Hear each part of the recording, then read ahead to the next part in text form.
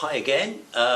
Another one of the short sort of episodes on Bambergate, the framing of Jeremy Bamber and helping people understand the background reasons to why Jeremy framed, and hopefully moving towards a solution to the standoff between the justice and government, justice, police system, and against the problem. You know, I don't see Jeremy as the problem, I see the situation as the problem. Hopefully this episode we move one more step towards that. This one is going to be about the family. Another episode, or the previous episode, was about Julie Mugford, and this one is about the family, which is fairly similar. Obviously the family online and through forums, as you can probably read, received a fair amount of, I would describe, hatred or hate mail and things like that. And one of the things that, again, I've discovered from being involved in the case and discussing it with people and contacting people is that my perception has been challenged, that they not necessarily are guilty or responsible for some of the things that they are perceived to have done. So, going back to my understanding of events inside the farmhouse is that Sheila shot herself with a number of guns, and one of those guns ultimately was the family gun with the silencer attached to it. And unknowing to the police that that gun was actually owned by the family, when they swapped the guns over to give an explanation of how Sheila managed to shoot herself twice, you know, the explanation was a misfire from a semi-automatic weapon. Not true. You know, she actually shot herself with Anthony's gun. Anyway, when the family went back to retrieve their gun, they obviously know what state it had been left in. They could smell, they could find that the silencer was away in a cupboard, had blood on it, and clearly what they were being told from the police did not match the facts that they knew. So in that situation, again, I think I probably would have done the same as the family. I would have pressurized the police, I would have voiced my feelings and opinions, and as you well know, as well being documented, the family's financial situation in relation to Jeremy and Neville and things like that, and the farmland and the success of their farms, and obviously in line for inheritances and things like that, and the fact that Jeremy was adopted and things like that. There were other aspects that may have also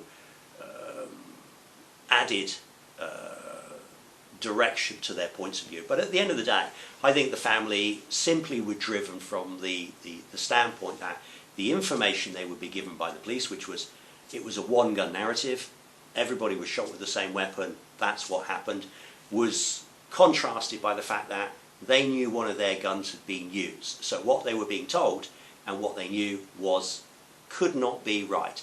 And rightly so, they voiced their opinions and they pressurized the police for many, many weeks and voiced their opinions to the press, which began to cause friction between the press, the police and the family, who were not all singing from the same song sheets, let's say.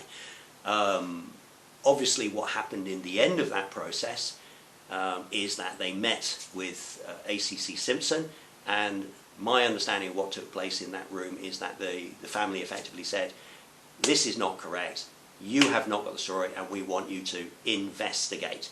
If you don't investigate, we're going to go to the press, which of course was definitely not, more press attention was not a welcome thing. So Mr. Simpson agreed to do what they asked, and the subsequent questioning of Jeremy did not make the situation easier, it just generated more interest from the press and it became more of a circus, so things began to spin in completely the wrong direction.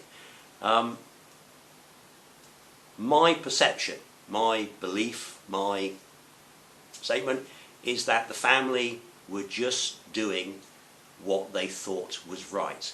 And I have to agree, if you feel that a crime scene is not being investigated and there are aspects around that crime scene that you know cannot be correct, it would be your duty to pressurize, to voice your concerns. And I believe at this stage, and all the way through to the trial, is that the family believed what they were doing. In other words, after they saw the investigation, after Essex police manufactured statements against Jeremy and did what they did, removal of pictures, mixing some of the evidence up, scratch marks to the mantle and things. I believe that simply reinforces the family's perception that, Jeremy was responsible. And I believe that the family,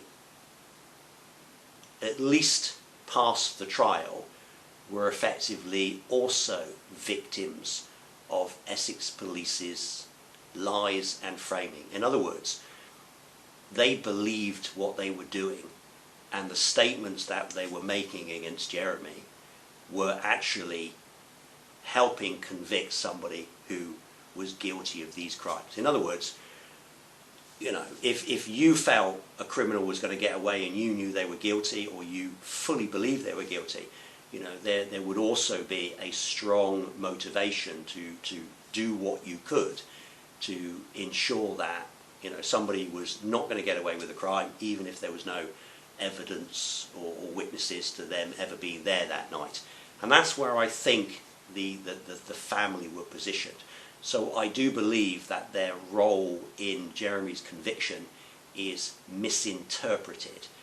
And I know that might, generate a fair bit of criticism of me, but I do not believe, having spent many years at looking at the evidence and contacting people and challenging my own beliefs, is that the common misperception that the family framed Jeremy for the money, I don't believe is core to why Jeremy was framed. I believe it was, as I said, a simple mistake from Essex Police in terms of covering up a simple event that happened by swapping over some guns, and that's what caused the family to not believe the narrative the Essex Police were giving them, correctly so. They knew it couldn't be correct, and actually then, once they were given the narrative that Jeremy was responsible, they did what they felt was right. There's a very, very telling video as David comes out of the thing, and he says something along the lines, I try and remember it word for word, that if strong men don't act in strong ways, other men, bad things happen. And I think that is absolutely what he did in trial. And I believe his conviction, that was exactly that. If we don't stand up, we will allow something to happen that shouldn't be allowed to happen. Now, of course, the problem is what David thought was happening, which was that Jeremy was going to get away with murder, actually wasn't the case.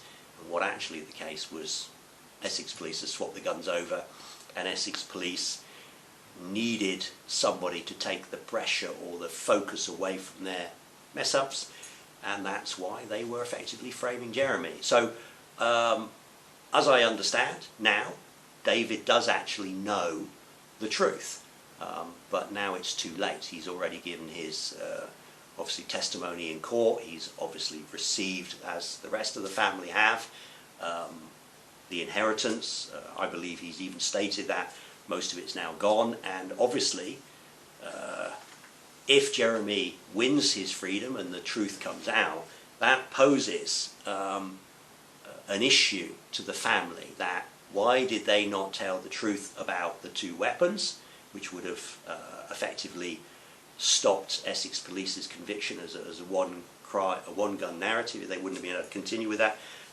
trial. That would have saved Jeremy. And obviously they received the thing, and ultimately, as you see online, a lot of criticism of them.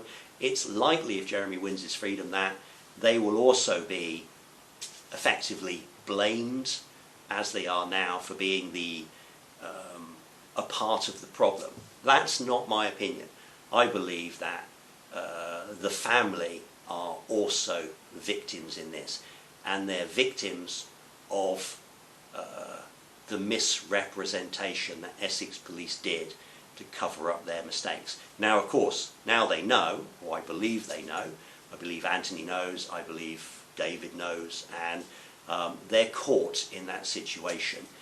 And obviously, as I've said in my previous video about Julie Mugford, they might have, let's say, believe they have immunity from prosecution because their witness statements support Essex Police. if Essex police admit they framed them, then obviously that exposes the family for their statements and things like that. So they may feel that they have protection from that. But what they don't have for is protection from their own family's opinions about what they did. And obviously if you show that Jeremy was framed, you then re-question the testimonies that they made in court, and then they might well find that they have a slightly different perspective from their own family, which they're not protected from. So, I mean, I wrote to David many, many years ago and said, you know, I'm sure you know now, I'm sure, you know, there's a very famous interview of him on BBC, and he virtually chokes the words out, you know, Jeremy innocent. It's, you know, it's very interesting to watch his body language. I certainly recommend you go looking for it. But I believe, as I say, the family know. And as I said in letters to David, I think I wrote to, you know, again, you know, Jeremy's like a drowning man. If he reaches the bank unaided and people see that you didn't help when you could have helped, you might find that that corners you a second time in life. You were cornered at the trial, you believed you were doing the right thing, and I probably would have done the same as you, although it's not necessarily right. If I believed like I think you believed you were doing the right thing, I can understand those actions, but that doesn't protect you from future events. So, you know, I'm sure that message is falling on deaf ears, but you never know. But anyway, that's my summarised position of the family. Again, I wanted to have the opportunity to maybe shift people's perception rather from, yeah, it's definitely family that framed him, and they're definitely evil people, and they've only done evil things, and they basically were just focused on money, and they were just money grabbing. I think their actions were just normal defensive actions based on their perception of events that were partly fueled by, well, mostly fueled by Essex police not being open and honest. I think they should have been told to go home in ACC Simpson's office and said, this is what happened. Yes, you're absolutely right. Now bugger off out of my office, and if I ever hear that information coming out of the press, I'll know it came from you, and you know, you're going to have problems with me. I think that's where AC Simpson should have grown a bit of a backbone and said, leave it alone, guys. You don't want to know the truth. Jeremy's not involved. But I think that, you know, he was a reactive police assistant chief constable, I think it was, that's his title. I don't think he was a proactive guy, and he never thought that, you know, if I re-interview Jeremy, that might cause me more problems. And that's where I think, you know, the family have become effectively victims. Unwittingly, they've been involved in, you know, framing somebody, and that's potentially you know, I don't think it's a legal problem for them, but I think it's more of a personal, moral problem for them.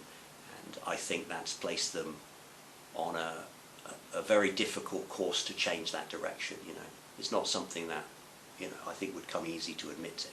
But anyway, that's my take on the situation, and even if it doesn't change your opinion, hopefully it challenges and it gives you a new direction to consider other aspects of the case. Anyway, that's the end of this episode. Hopefully it was a bit less waffly and, you know, a bit more interesting, and there will be other episodes on other subjects. Thanks very much for listening, and have a good evening.